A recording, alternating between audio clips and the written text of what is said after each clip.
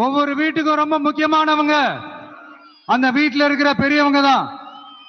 அதே மாதிரிதான் நம்ம நாட்டுக்கு ரொம்ப முக்கியமானவங்க உங்கள மாதிரி விவசாயிங்க தான்.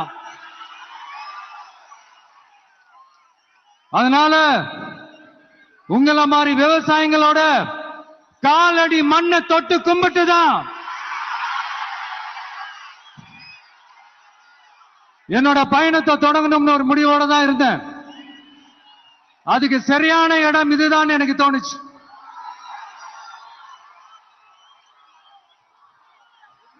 என்ன உங்க வீட்டுல இருக்கிற ஒரு மகனா என்னோட கள அரசியல் பயணம் உங்களோட ஆசீர்வாதத்தோட இங்கிருந்து தான் தொடங்குது. சரி, அதை விடுவோம். நம்மளுடைய முதல் மாநில மாநாட்டில் நம்ம கட்சியினுடைய கொள்கையை பத்தி நான் எடுத்து சொன்னேன். அதுல ஒண்ணுதான் இயற்கை வள பாதுகாப்பு. சூழலியல் மற்றும் காலநிலை நெருக்கடியை எதிர்கொள்ளக்கூடிய இயற்கைக்கு ஊறு விளைவிக்காத பகுதிசார் மாநில வளர்ச்சி பரவலாக்கம். இதான் நாம் அறிவிச்ச அந்த கொள்கை. இதான் நான் இங்க சொல்றதுக்கு காரணம் ஓட்டு அரசியலுக்காக இல்ல.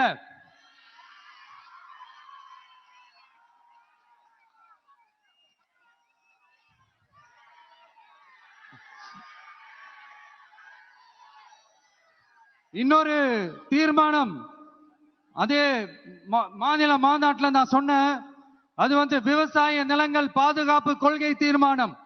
அதுல காஞ்சிபுரம் மாவட்டம் பரந்தூரில் 1000க்கும் மேற்பட்ட ஏக்கர் பரப்பளவில் 13 நீர்நிலைகளை அழிச்சு சென்னை நிரந்தரமாக வெள்ளக்காடாக்கும் திட்டத்தை ஒன்றிய மாநில அரசுகள் கைவிட வேண்டும் வலியுறுத்தின. அது மட்டும் இல்லாம இந்த மண்ணுக்காகவும் மக்களுக்காகவும் நம்ம விவசாயிகள் பாதிக்கிற இந்த திட்டத்துக்கு எதிராக சட்ட போராட்டம் நடத்தவும் தயங்க மாட்டோம்னு சொல்லியிருந்தோம். அத இங்க உங்க முன்னாடி ரொம்ப ஸ்ட்ராங்கா வலியுறுத்துறேன். இந்த பிரச்சனையில நான் உங்களோட உறுதியா நிற்பேன். இன்னொரு முக்கியமான விஷயம், நம்மள ஆண்டுகிட்டு இருக்கிற ஒன்றிய அரசுக்கும் மாநில அரசுக்கும் நான் சொல்லணும்னு நினைக்கிறேன்.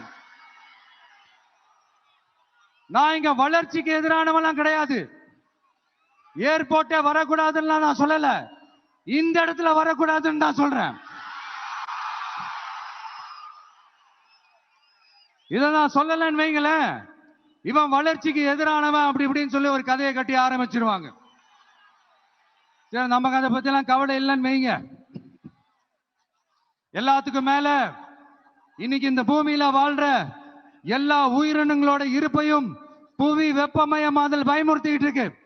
அதனுடைய ரிசல்ட் தான் ஒவ்வொரு வருஷமும் இந்த மழை காலத்துல வெள்ளத்துல சென்னை சிட்டி எப்படி தத்தளிச்சுக்கிட்டு இருக்கிறது நம்ம பாக்குறோம்.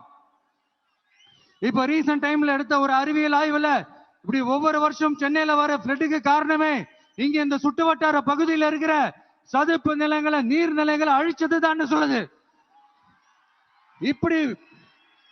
இப்படி ஒரு சூழல் இருக்கும் போது 90% ஆஃப் விவசாய நிலங்கள் 90% ஆஃப் நீர்நிலைகளை அழிச்சு இங்க அந்த பரந்தூர் விமான நிலையத்தை கொண்டு வரணும்னு எடுக்கிற அந்த முடிவை எந்த அரசா இருந்தாலும் அது மக்கள் விரோத அரசா தான் இருக்க முடியும்.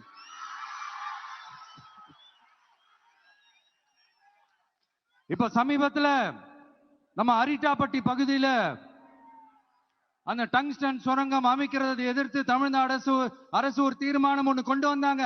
அதை நான் மனப்பூர்வமாக வரவேற்கிறேன். ஆனா அதே நிலைப்பாட்டை தானே இங்க நம்ம பரந்தூர் பிரச்சனையிலையும் எடுக்கணும்.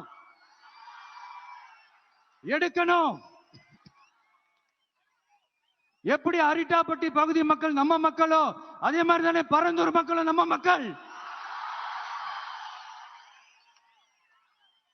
அப்படித்தானே ஒரு அரசாங்கம் யோசிக்கணும். ஆனா அப்படி செய்யலையே. ஏன் செய்யல? ஏன்னா இந்த விமான நிலையத்தையும் தாண்டி இந்த திட்டத்துல அவங்களுக்கு ஏதோ ஒரு லாபம் இருக்குது.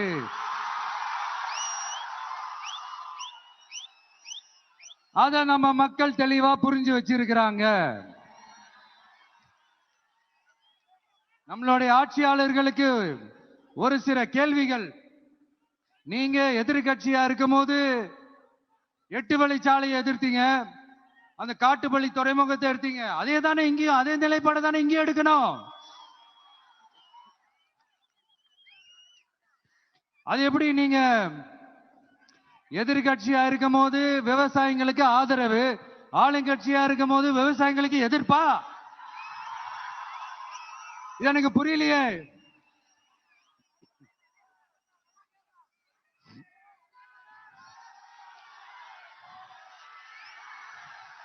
அதனால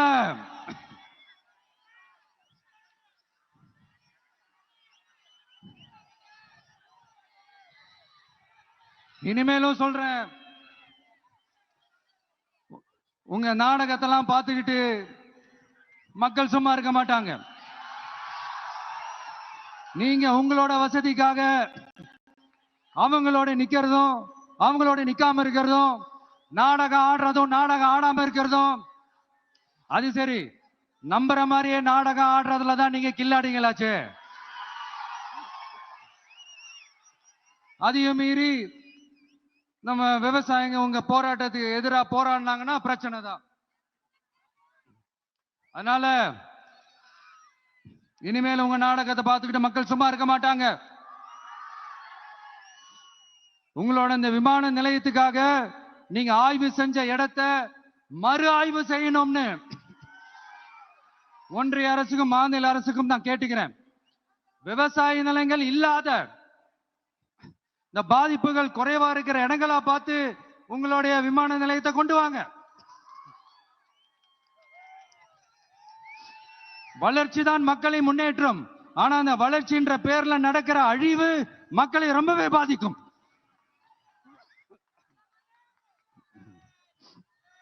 நீங்க எல்லாரும் உங்களுடைய ஊர் கிராம தேவதைகளான கொல்லமெட்டால் அம்மன் மேலையும் எல்லை அம்மன் மேலையும்